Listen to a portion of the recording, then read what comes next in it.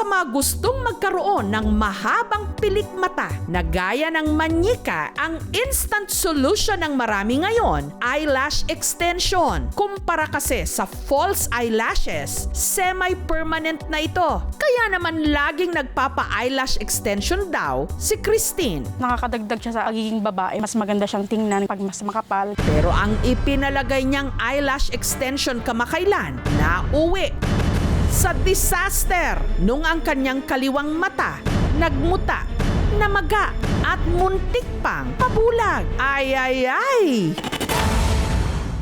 Sa Tagum City sa Davao, kada 3 buwan daw talaga kung magpa-eyelash extension si Christine hanggang may nakita raw siyang promo sa Facebook. Kung karaniwan kasing 700 to 2,500 pesos ang pagpapa-eyelash extension sa mga clinic, ang offer na nakita niya online, 200 pesos lang at meron pang home service. Medyo manipis na kasing ang lash ko. Gusto ko fresh look ulit. Ang gaganda ng mga set ng pag-eyelash niya. Kaya tuloy, inengganyo ni Christine pati ang kaibigan niyang si Marilu na magpagawa rin. Pero nung sinimulan na raw kay Christine ang procedure, nagtaka siya dahil wala raw ginamit na gloves ang technician. Yung mga gamit niya hindi nakasanitize. Pagkalagay pa lang daw ng mga eyelash extension, meron na siyang naramdamang hapdi. Sabi lang niya, ganyan na lang talaga yan sis. Sa una lang yan mahapde. Nagtaka nga ako, ang bilis. Ang normal po talaga na pag-eyelash extension, 30 minutes. Depende kasi sa volume or hybrid. After ng procedure niya sa akin, as in, ang sarap kamutin. 2 oras matapos ang procedure, laking takot na lang ni Christine ang kanyang paningin. Ang blurred, parang nahihilo ako, which is hindi ko naman talaga nararamdaman yun before na nag-eyelash sa akin. Kinabukasan, namula at nagmuta na raw ang kanyang kaliwang mata. Hindi na talaga makabasa kahit anong scratch ng mata ko.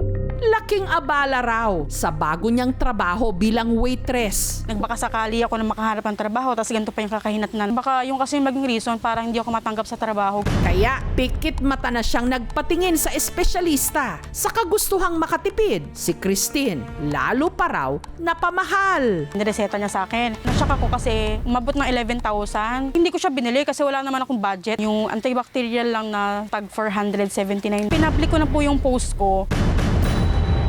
Ang gumawa ng eyelash extension kay Christine, handa raw sagutin ang mga paratang ng kanyang kliyente. Nagpaunlak siya ng panayam sa kondisyong itago ang kanyang pagkakakilanlan. Tawagin na lang daw natin siyang Silay. Christine, ako ba sala yun na kaya sa kuha yun na siya nga eyelash yun, dapat duwa ang matang naghubag anat.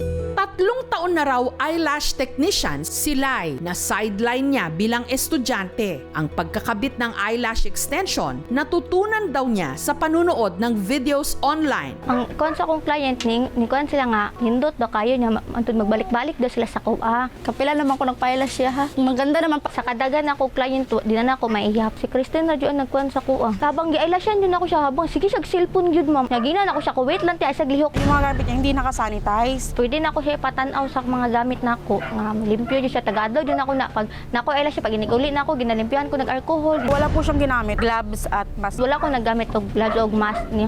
Pero kuan ko da kung agi po duha sila kabuk akong gi-eyelash niya. Tingala ko siya ra na daot. Dahil na yun sa eyelash or sa glue, nung nagpalagay na ako nito, parang na-irritate na. Ang tinutukoy na kasabay ni Christine na nagpakabit ng eyelash extension, si Marilu.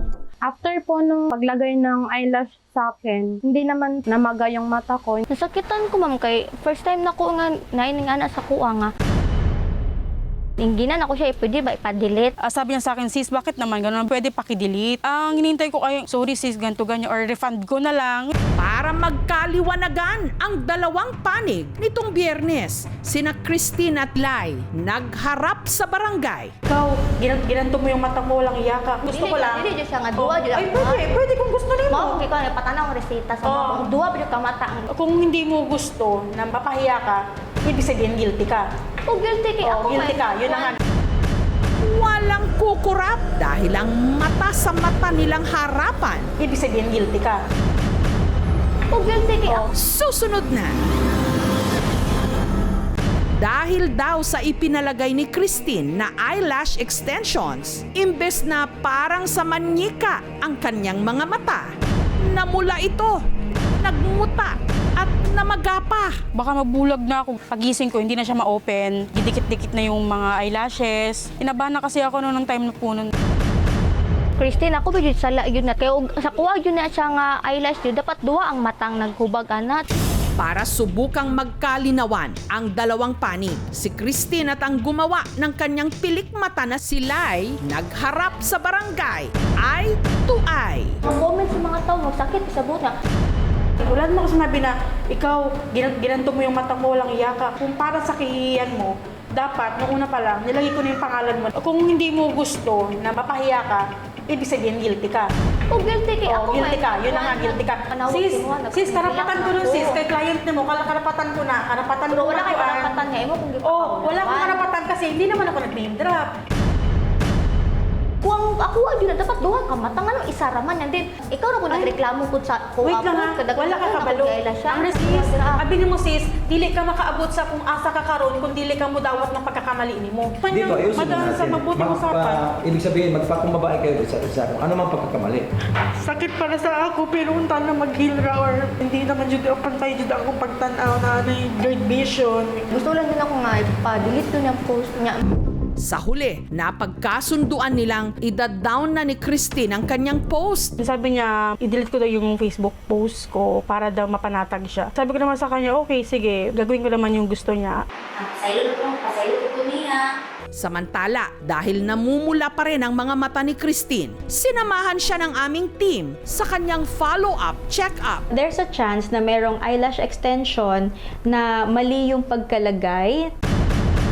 So yun yung nafe-feel mo na tumutusok at nagsascratch sa cornea mo. We can really say that it's caused by that eyelash extensions. Yung blurring of vision niya will only be temporary. So if you have any irritation with eyelash extensions, that patient is advised to consult na talaga a doctor. Yung irritation, pwede siyang mag-develop into a bacterial infection. Pwede siyang mag-lead to vision problem or vision loss. Parang nalungkot ako. Kasi ano, dapat ngayong week kung hindi sa akin nangyari to, nag-a-apply pa ako ng trabaho.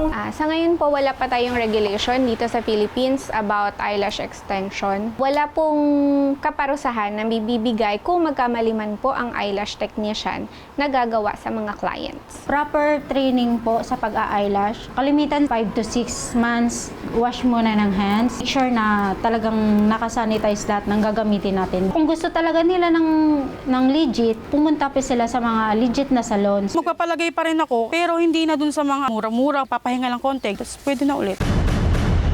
Lagi po naming paalala, huwag lang iisipin kung saan makakamura. Dapat din kung saan siguradong malinis at ligtas ka. Makinig at makuha ka sa tingin.